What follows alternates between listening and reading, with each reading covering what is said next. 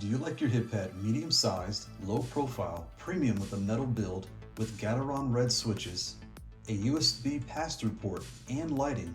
Then you will like the DOIO Hitpad Standard.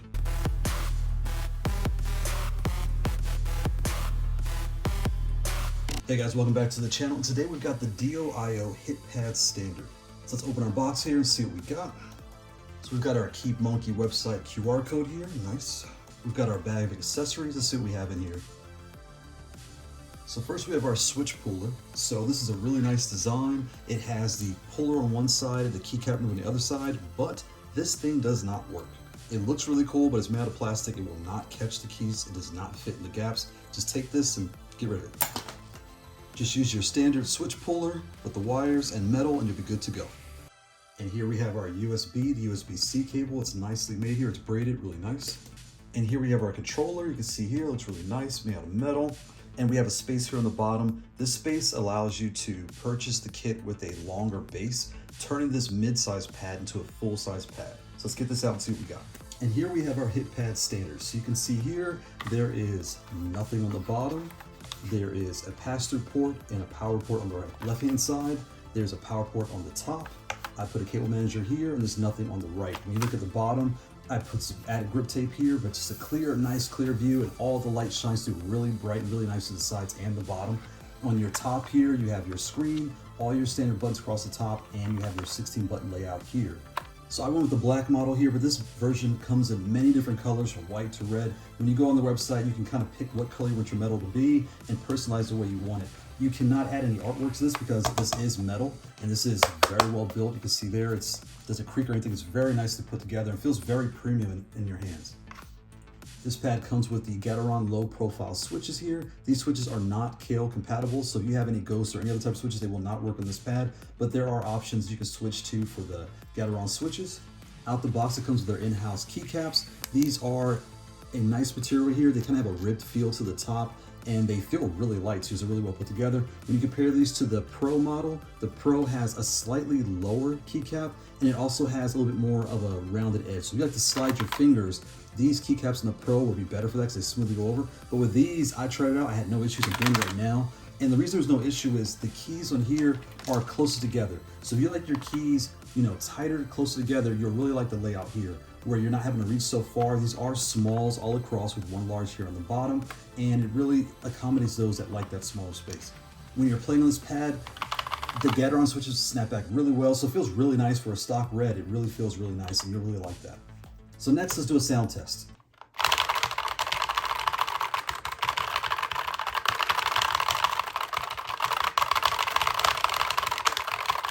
This pad does allow you to do custom colors, so you can go to the web configurator and customize all the colors how you want them to be, and they shine really bright, really nice. With that clear base on the bottom, they come out really nice.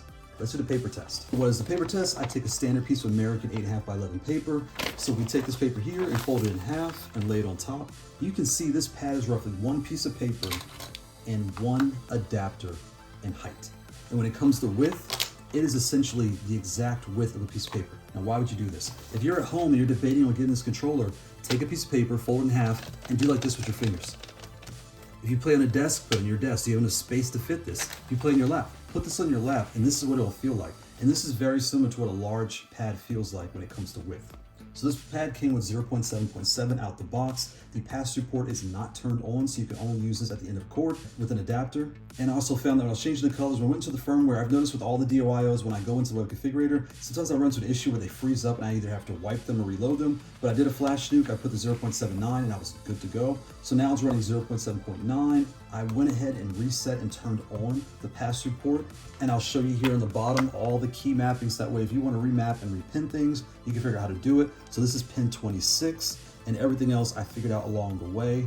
And I'll put my web config screens up so that way you guys can see it as well, and you can map yours the way I did mine.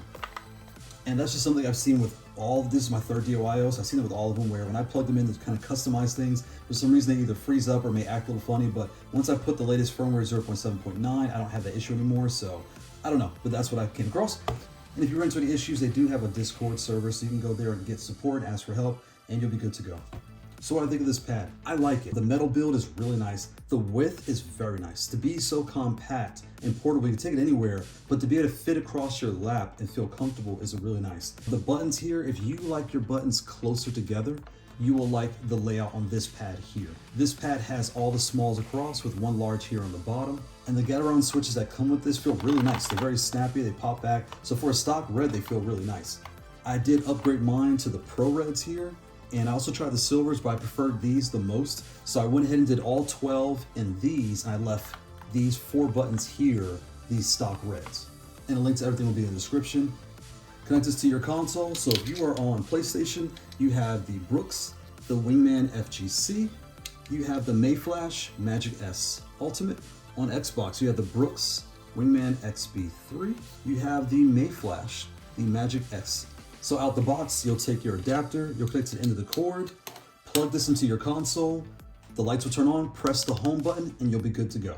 So this controller does not come with the pass-through port turned on out the box. You do have to update your firmware to 0.7.9 and then turn on the USB pass-through port. And once you do that, on the PlayStation side, you'll get your MagicBoot, you'll have your All FightSticks Adapter, and you have your Coxmox Haute42 T16.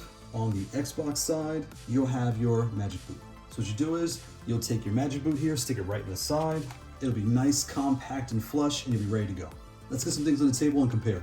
So comparing this pad to some other things, we have our Haute42 M13. Both of these are medium size and metal build, but this has large keys all across the whole pad. This has smalls and one large on the bottom. A better comparison is the Haute42 S13. Now why is that? The S model has smaller keycaps all around and large, just like this pad.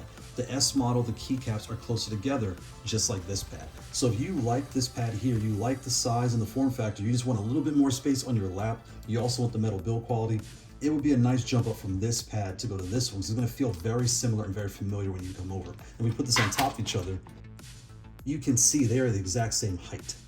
And when it comes to width, this pad is wider by 1 adapter in length than the S. Here we have the Speedlabs Lightfox. Both of these are in the medium class of size. They are essentially the same height. When it comes to width, this pad here is wider by 1 adapter than the Speedlabs.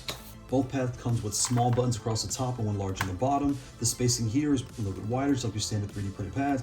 Both have their option buttons on the top. This pad here comes with 2 extra function buttons and the physical SOCD directional and turn mode here on the top.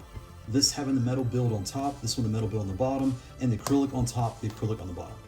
Next we have the dual pad A16. This is your large class. Again, this is your medium class. You can see here, this is shorter by 1 adapter in height. It's roughly half the height of the dual pad A16. They both have 16 buttons. These are smalls, one large. These are all larges. So if you currently have this pad, this is the perfect companion to this. This is metal, it's a little bit more compact, easier to travel with, and they both have very similar button spacing and similar layouts.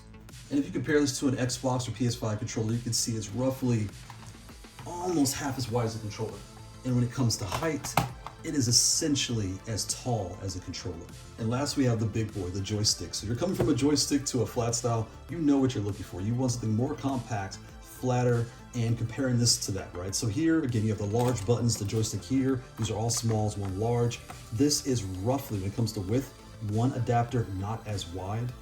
And when it comes to height, roughly 1 adapter not as tall as this joystick. So that's the DOIO Hitpad Standard version 1. I think this is a really nice controller. I really like the metal feel on top. The acrylic, the lights shine really bright in the bottom. The build quality is great. It's very compact, easy to take around, doesn't creak or anything like that. Very nicely built. The switch puller that comes with this does not work. Just get rid of it.